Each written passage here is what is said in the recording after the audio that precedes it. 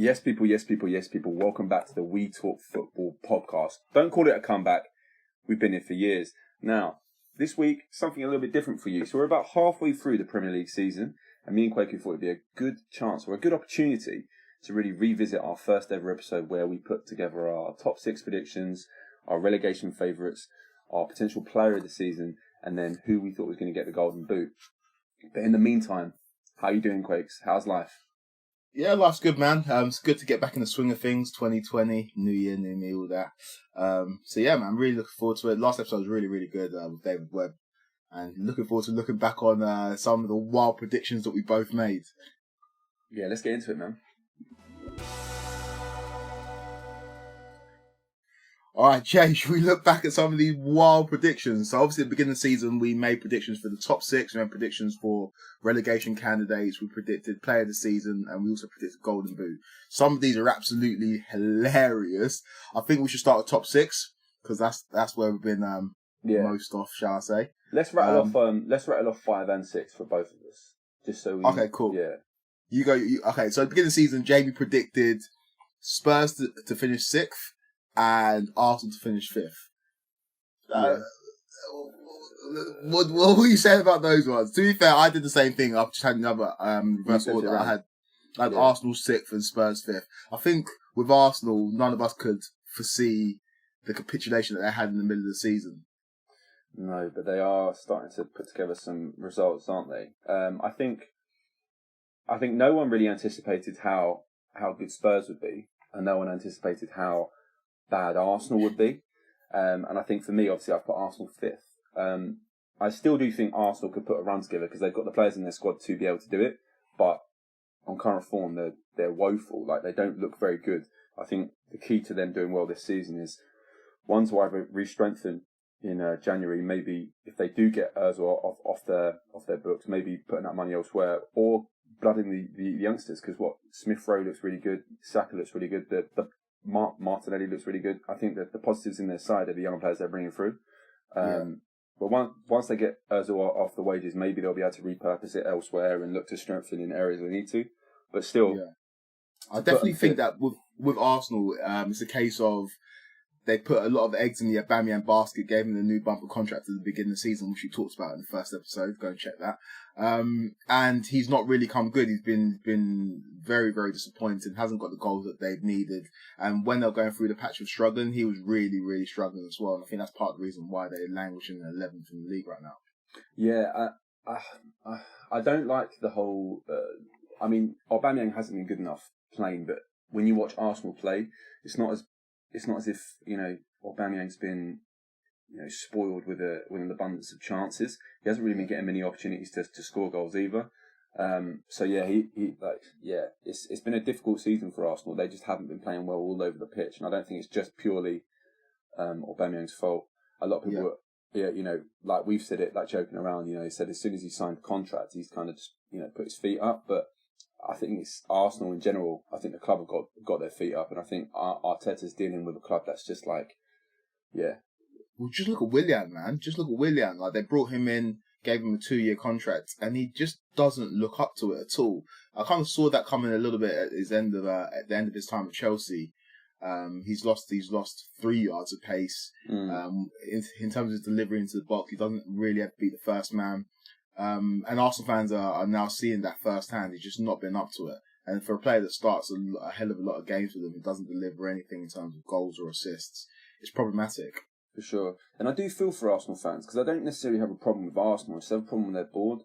I think when you're the only that Premier League side to furlough your staff and all sorts of things like that, and when they let off Gunnosaurus last year and all those things, bro. Like I'm happy to see their downfall this season. Like, it's sad for the fans, but you know what I mean? When you're the only club to do that, I just think it's tasteless, very, very tasteless. I'm with you, man. And everyone loves to point to Arsenal or AFTV and kind of ridicule and laugh at the fans. But I feel sorry for Arsenal fans, man. When your club, like you say, don't spend money or furloughing or getting rid of your mascot who's been there for years, it doesn't bode well for the club. It's they're a bit of a mess. But it looks like Arteta's turned it around a little bit, so we'll see how Arsenal fare in the second half of the season. Yeah, and I suppose we should really go on to Spurs, shouldn't we? So obviously I put Spurs 6th. I remember when Bale was coming in, I was bigging up the Bale transfer to be like, that could take them to the next level. And I think the fact is, Son and Kane have been so good that Bale hasn't been playing outside the cup competitions, really, has he? But yeah, I think no one anticipated the levels they'd be performing at, and I think it's testament to Jose because Spurs, as well as Spurs have had a few suspect results, which every team have had, by the way. I think the one thing that's abundantly different, or seems clear to be different about Spurs, is they seem to have like a different ability to grind out games, or they just seem to look at, anyone that watched the Amazon documentary, Jose says you have to beat bleep to win games, and it feels like Spurs are closer to becoming that now. They seem a bit more angrier. They seem a bit, they seem like they've got a bit more grit to their game. So, definitely. I can definitely see them finishing in the top 4. Obviously, I put them at 6, but they'll definitely finish above that now. Yeah, I agree. I feel like off the back of that point, where they've got a bit more nasty, they've got a bit more grit about them, a bit more guile as well. That's a lot of that's attributed to Højbjerg in the middle. Like he's been amazing. His partnership with Ndombele as well. At the beginning of the season, we weren't too sure where Ndombele was going to fit into Jose's system. They had a bit of a falling out last season, but he's looking like one of the best centre mids in the Premier League this year. Højbjerg's looking like that solid foundation, and they look like they've got a good dynamic in there. Obviously the Bale thing's been underwhelming. I think partly because of the Kane and Son development, but also I think it's partly down to Gareth Bale. I don't think he's the same Gareth Bale that we saw in Real Madrid. I think there was a reason why Zidane wanted to let him go. He looks a bit heavy to me, and he just doesn't look up to it. And I don't think Spurs will be renewing his contract or making that deal a permanent one. I can see it all being dependent on the kind of wages he's going to demand. Because having someone like Gareth Bale in the, even though he hasn't excelled on the pitch, you can imagine having someone like that in the changing room for Jose Mourinho is going to be, he's a serial winner, so. Yeah, but I don't know about that. In terms of Jose teams, doesn't really have passengers, and all that Bale's a serial winner. I don't think he's the Gareth Bale that we've seen. To call him a passenger, though, I think it's a bit harsh because he has scored a few good goals for them this season. He's scored when it's mattered. He scored in the league, got him a win, stuff like that. As much as I don't think he's on the level that he once was, I don't think he's completely useless. I wouldn't say he's a passenger in the side. I just think he's been kept out the side by two players that are performing, at a level which, if they keep at it, will be the best ever in the Premier League. So, it's one of those situations. Yeah, I'm yet to be impressed by Bale. Maybe he'll come this second half of the season, but I don't think he's good enough to warrant a place in the top 4 Premier League team. But we both had Arsenal and Spurs 5th and 6th, but in different orders. In 4th place, we both agreed on something for once, and that was Manchester United. Yeah. What's your thoughts on United this season? Man United are they're weird, aren't they? They're weird because they have this ability of quietly going about doing their business and grinding out results. Even from West Ham taking, for example, They snuck a win there. They snuck a win out of nowhere, and mate, they stole a win there. The ball went out of play. West Ham were better than them for the majority of the game. They stole a win. Yeah, there's been multiple occasions like that where they went, when they went away to Brighton, and then they got a penalty after the 90th minute, and there's a few occasions where Man United it's hard to admit, but they look like they're getting back to what they once were. In terms of going forward, we all know the players they've got on show, but and I think that we really have to hold our heads in a bit of shame.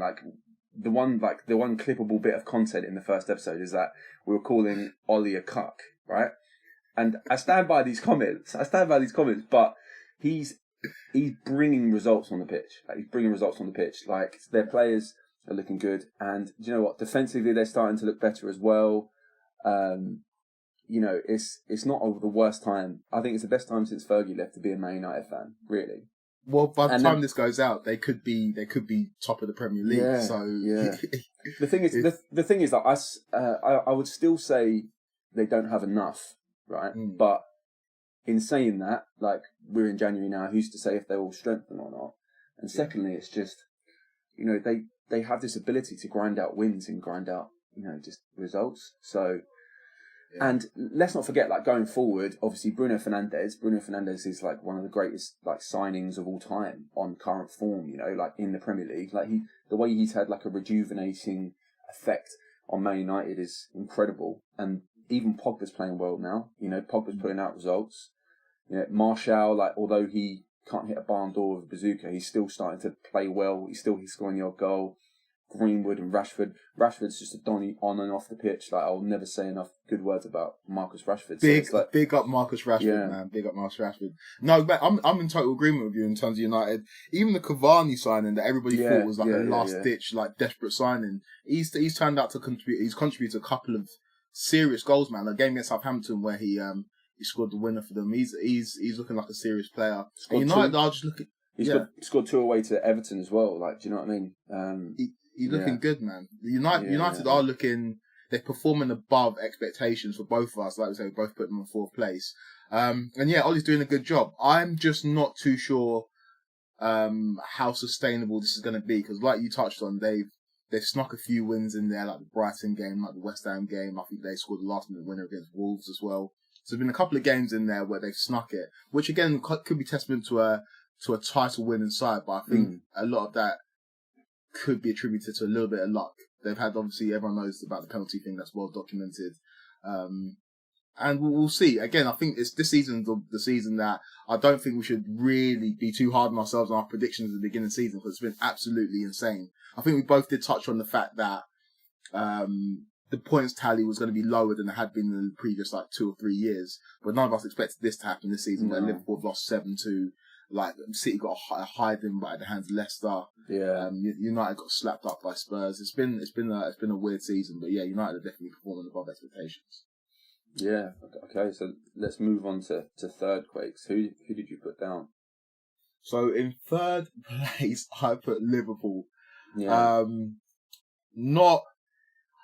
I don't know. We'll talk about my first 2 after it, but the 3rd place Liverpool, again, that could happen. We're not too sure in terms of where things are going to finish this season. But I just thought there'll be 2 stronger teams in Liverpool this season. On the balance of the overall season as a whole, I feel like Liverpool have probably just been the strongest team, but they've had a couple of results that have been off it, and recently they've been off form. So we'll see how Liverpool end up. Yeah, I had them in 3rd. What about you? I had them in 3rd as well. Yeah. I had them in 3rd. Again, as much as me and you fly the flag of the anti-Liverpool brigade, they've been incredible this year, really. Like, they've had a few suspect results, but if they go on to win the Premier League now, it's got to be up there with the greatest Premier League winning title seasons of all time. The injuries they've sustained and the form they've been able to maintain across multiple competitions, like, you've really got to hold your hat off. Hold your hat. Like, God, I can't get the words out. But you've really got to give props to Klopp for, you know, getting his teams across it, and, you know, Salah's just killing it this season. He's absolutely killing it. And there's words that there's unrest in the changing room and stuff like that. So for them, Liverpool just look a different step above it. I think the only team that can really challenge them this year is, in my opinion, is City. I think City will come good, and I think they're starting to come good, but Liverpool you got to tip your hat to them. You got to tip your hat at how good they've been. What other side in the world could take an injury to their best defender, then get your left back injured, then get your captain injured, then get your goalkeeper injured, and then still manage to pull out results? You know, like, people always say, "Oh yeah, we've had these choice results." Like, they lost that Aston Villa game, and Van Dijk was playing for them. Do you know what I mean? Like, yeah, I think the one that I was really impressed with is when Keller has come in for Alisson, and Keller has just been, you know, quietly doing his business and stuff like that. So fair play to Liverpool. Klopp's been a bit off it in his interviews. Me and you have both said this. I don't like this underdog mentality that he's trying to push, and how the whole world is against him kind of thing. It's like, you know, the entire league and the entire world is in a COVID environment now. I think every team there is dealing with, you know, the repercussions of that. So I don't like the way he's been in interviews, but other than that, quality. I'm in agreement with your overall point on Liverpool in terms of, if they go on to win the Premier League this season, they'll probably be the greatest title defence of all time. just because of the circumstance and what's happened. But I just think recently the results have been a little bit off it. They've not been the Liverpool that we've known. Like the result against Southampton, obviously everyone remembers Hassan Hüttl's emotional reaction to winning that game. Yeah. They've had like the draw against West Brom. They've had a couple of results which has been off it. They haven't won in 3, have they? They haven't won in 3.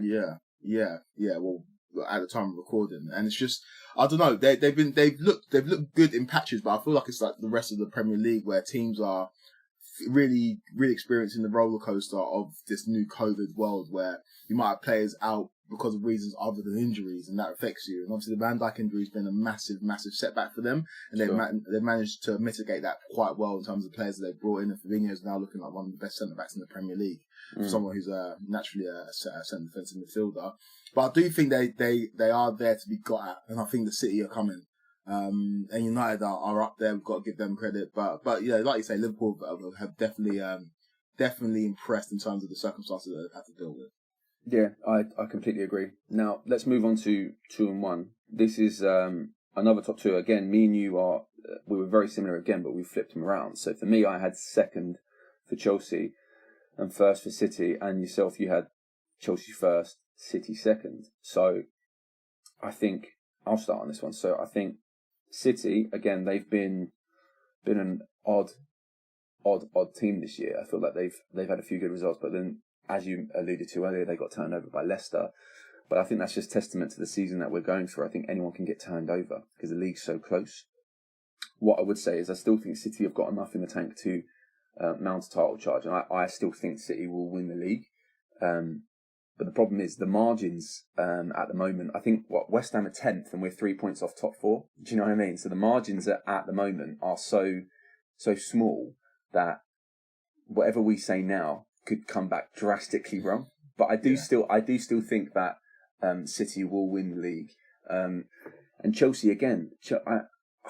I still think Chelsea have enough in the tank to really, pick up their form, because they have been underwhelming. They have been underwhelming across the league. And I think, you especially look at recent form. We've spoken about this in previous IGTVs, but I think with Chelsea, the only game you really won in the league recently that looked, that was against West Ham, and even in that game you got dominated for large periods of the game, and then you got a couple of goals quickly, and it kind of killed off the game, and then you scored a third when we were trying to get back into it. So it was a 3-0 scoreline that ended up being quite flattering. But other than that, Chelsea has been very, very underwhelming, and I think the key thing for Chelsea is, I think we've spoken about this. Frank Lampard, you have said he might lack a little bit of tactical nous, but I think for me, it's the players he's putting on the pitch. I think, and I know that sounds incredibly stupid. Of course it is, but I think I think it's abundantly clear for me. I'm not the biggest. I'm not really a Chelsea fan. I don't watch much Chelsea football, but it's abundantly clear to me that when you have someone like Timo Werner and you buy him as a striker and you put him on the left wing, and he hasn't performed. He's never. I don't think he's really ever had these kind of dry periods as extensive as this. And now he's got a magnifying glass over him because he's got a big fee and he's in the Premier League where everyone watches it. But he's playing in a position where he's not natural, and I think it's difficult. I think for me, I would like to see Timo Werner given a go up front, and then you can maybe play Hudson-Odoi on the left and then Ziyech on the right or something, and then maybe you can interchange between them two. Because as much as I'm not the biggest fan of Tammy Abraham's doing okay. He's got 6 goals this season. So I think he needs to. I think he needs to, because he's got his favourites clearly. He clearly loves Mount. Clearly loves Tammy Abraham. I think he could do with maybe shifting those allegiances a little bit, and fielding the side outside those. That starting 11, because look at Giroud. Whenever Giroud plays, he scores goals. So yeah. You see, that's a difficult one, because, like I say, we've named 3 strikers there, but it's a case of if we play Werner down the middle and Giroud doesn't play, and like you say, Frank's clearly got an allegiance to the kids because he's the one who's brought them through. I think you're being kind to Chelsea when you say they've been underwhelming. They've been shit, mate.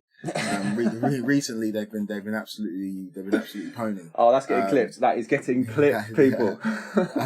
But yeah, no, they've been rubbish. Like you said, the West Ham game was not a 3-0 game. We were poor for the majority of that game.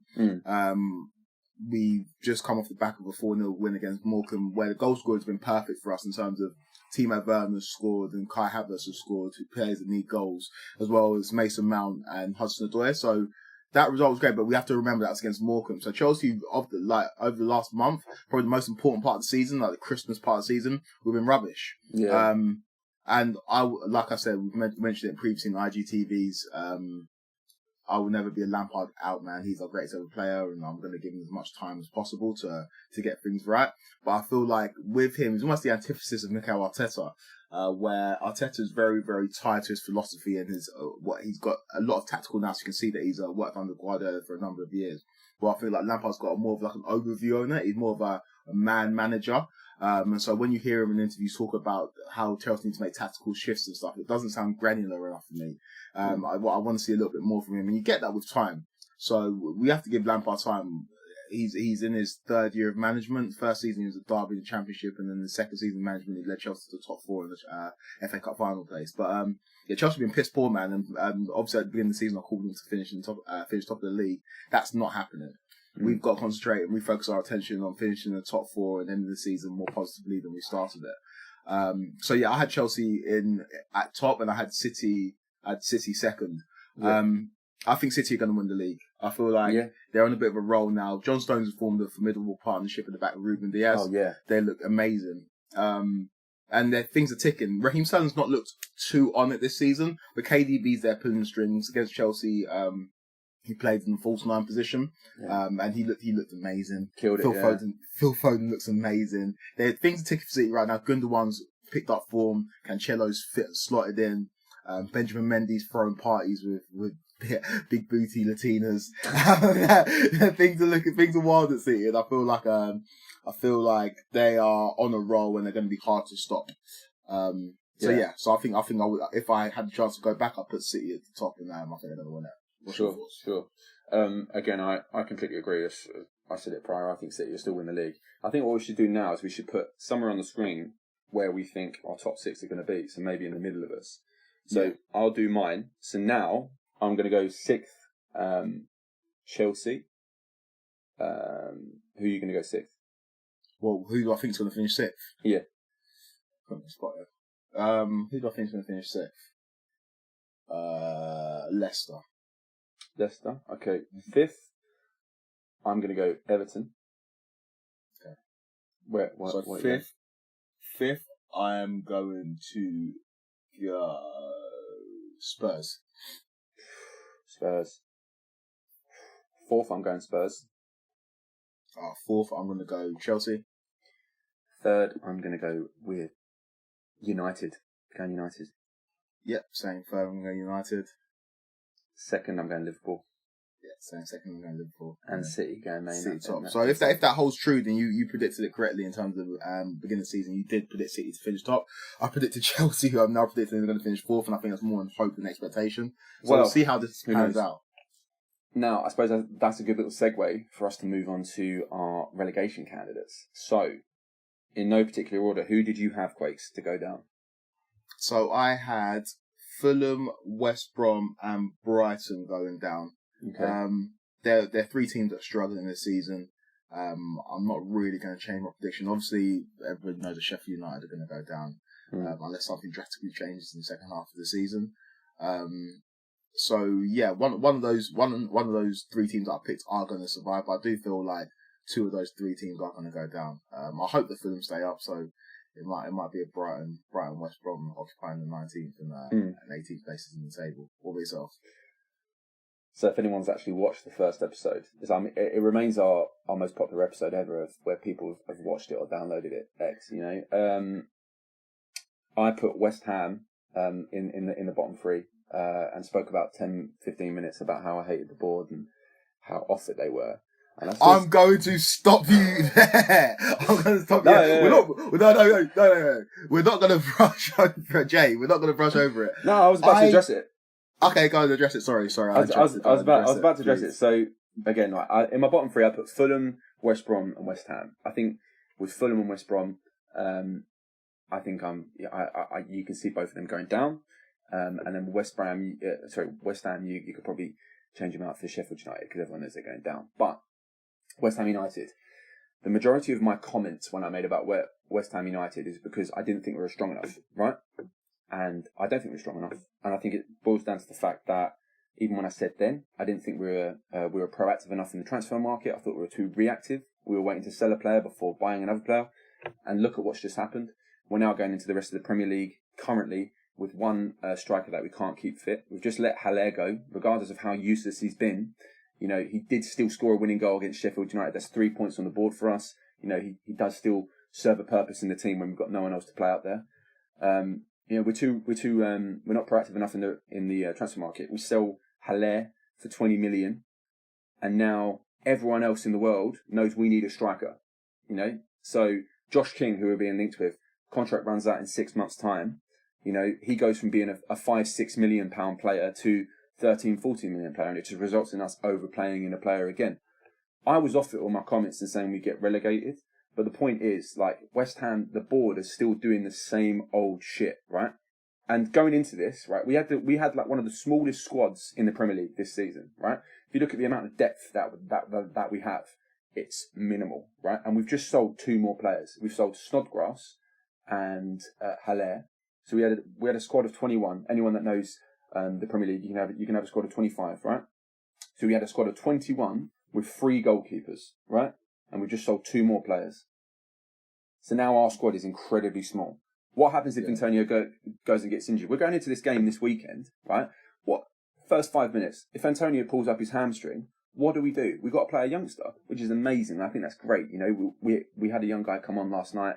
I can't think of his name. It's Olabeku, I think. Olabeku got him from Man United a couple of years ago, but he's a young player. He made his debut last night. So are we going to expect to be playing it? Do you know what I mean? Like, it's just... I was off it with my comments. And I didn't anticipate how good Declan Rice or Souček have been. All right, or Souček. Ceballos come in and been very, very good. But all right, bro. Okay. I've let you explain that.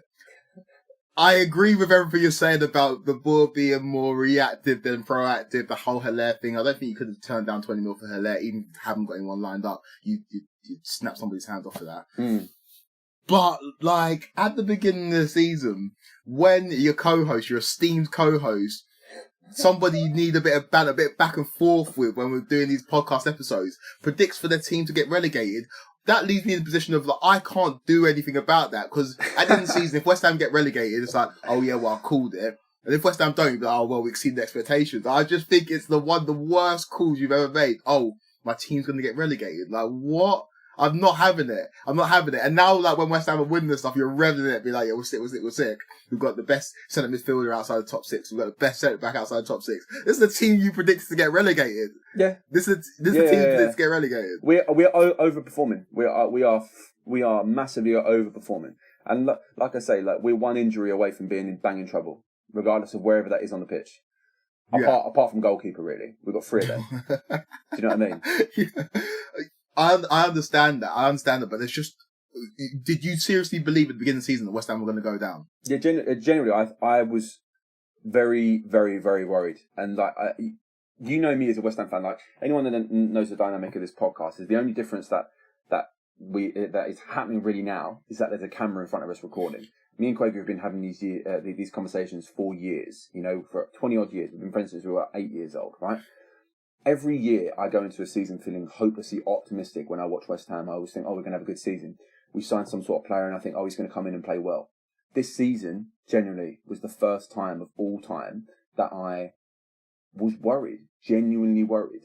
And I still am worried, right? We've overachieved, you know, and we've worked out how to play, be very, very difficult to be, you know, to break down. That's what it is. You know, David Moyes is implemented a system and we look good in that system. But that doesn't change the fact that we are very, very, very, like, you know, light on the ground when it comes to, you know, players.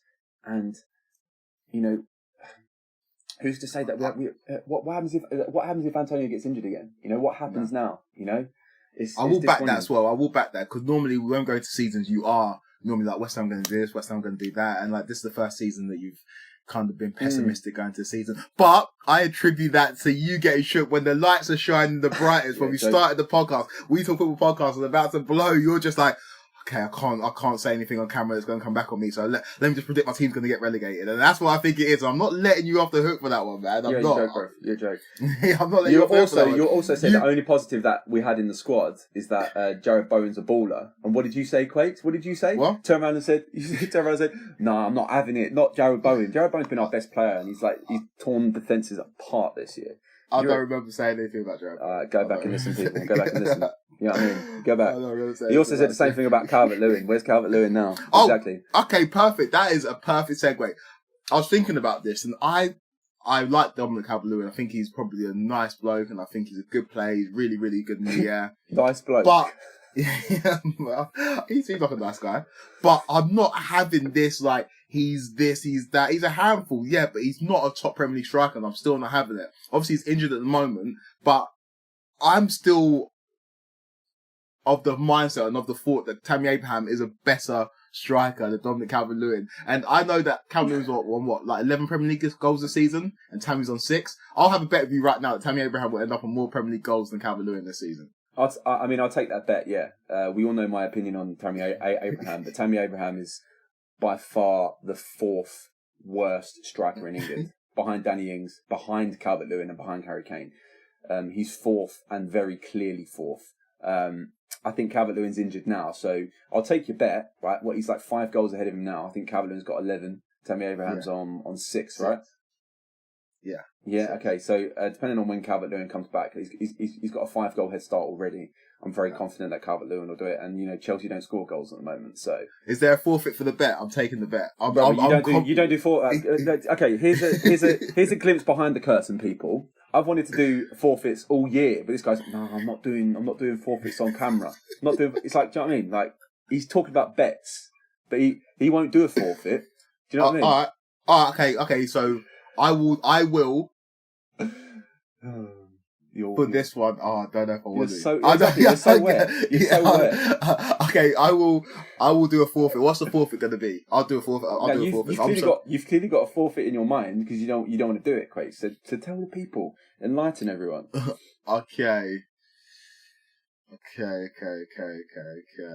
Look at him flapping as well, people. Well, okay. What we'll do. This is not great content for the podcast. What we'll do is we'll think about it. We'll maybe put a poll out on our Instagram story what the forfeit should be.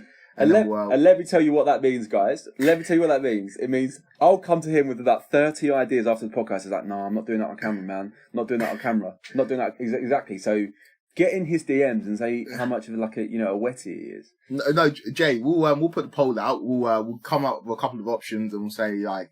We'll let the viewers or the fans decide what the forfeit will be. I'm going to put it out there what I wanted to do as a forfeit and why you turned it down. Okay, so what I wanted to do, people, initially for the fantasy, the person who finished lower out of both of us, Quaker knew it would be him, so he didn't want to do it, right? When you go down to like a high street or anything like that, obviously it's not the best time right now, but hopefully in 4 or 5 months' time when the season does finish, right, it might be good. What I was going to do is I was going to get either of us, the person who finishes lowest in the fantasy league table, I was going to paint us all gold or paint us all silver. When you go down a high street and you see those, those people standing on platforms and they're standing still. I was going to get Kwaku painted all in silver or all in gold, a colour of his choice, right? Bronze if he wants, I don't mind. And then he was going to hold a sign saying like, bottom of the fantasy league or something like that. I thought that was top draw. That's top draw. But Quaku's like, no, I'm not doing it on camera. Jay. We'll put that as one of the options for the poll. We'll put it up there, and whatever people vote for, that would be the forfeit for whoever loses this bet. But to be fair, I'm giving you a head start. Calvert-Lewin has got a 5-goal head start, and that's how confident I am that Cameron will score more Premier League goals. People, I need you to back this so much. I'm speaking directly into the mic now, so I need you to hear me. Look in my eyes and hear my voice. I need this to happen. Anyways, that's probably a good segue. We're talking about 2 fledgling Premier League strikers, so talking about who we thought would finish top of the goal scoring charts, and this is the prediction that we were both off it for. Yeah. So, do you want to go first? Do you want to go first on this one? I bought into the hype. That was Chelsea, and the hype that is Timo Werner. He's a poor man's Jared Bowen, mate. Poor man's Jared Bowen. All I'm joking. No, what I said, what, you get like 28 goals, I think, something like that for Werner. How many is he on now, Quakes? He's on 4 Premier League goals. He's got 4 assists. So he's got 8 goal contributions. So I think. Do you know what? I think that's what Derek Bones on. I'm pretty sure he's on 4 and 4. That's not bad. Yeah, exactly. Who did you put, mate? So I put Aubameyang. This was pre-contract signing. So obviously we've seen him go off the ball after he signed his contract. Yeah, I put Aubameyang. I think I said he's going to score 24 goals. He scored like 2 or 3 Premier League goals this season. So he's not lived up to the billing, but we've still got half a Premier League season to go. And I don't think Aubameyang's going to finish the Premier League season on less than double figures. So maybe not top goal scorer, but I reckon he'll come good for us with the back end of the season. 100%. Yeah.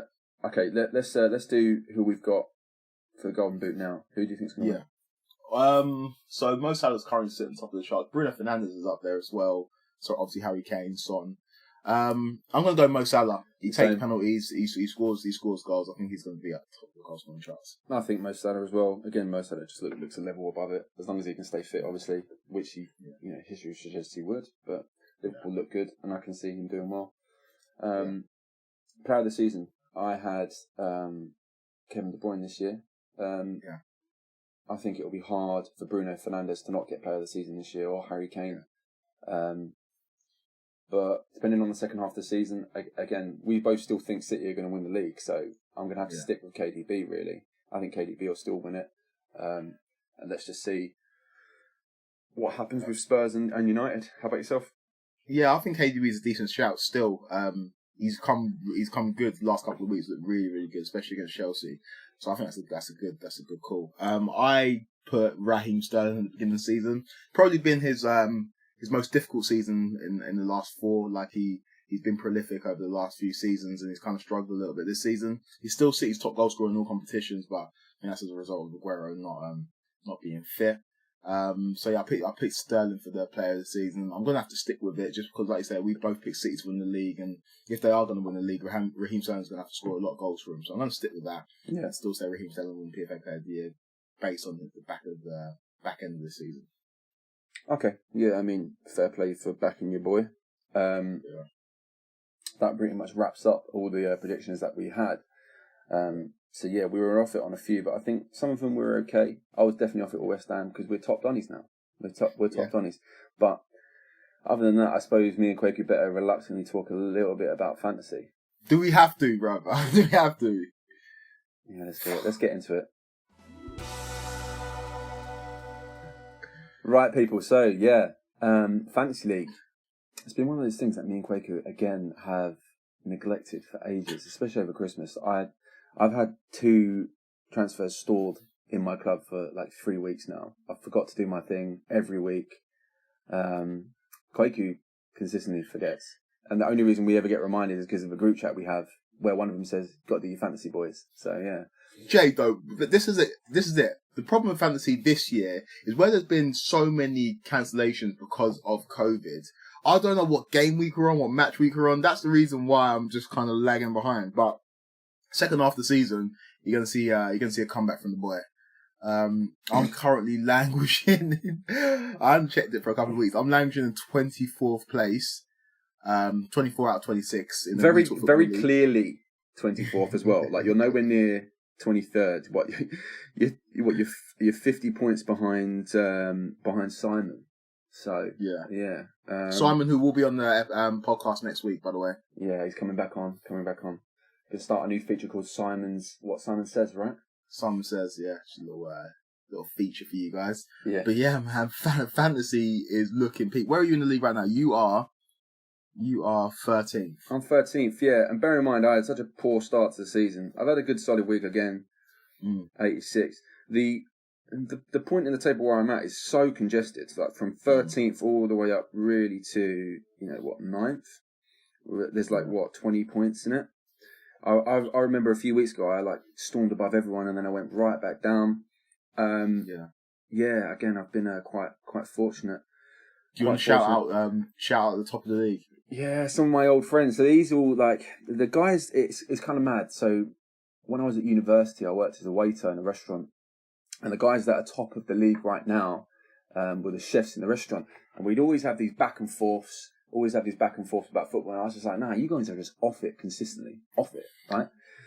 We had a little fantasy league then, and they were always bossing it. Again, I was always like mid-table there, but these guys are serious fantasy players. You can see it.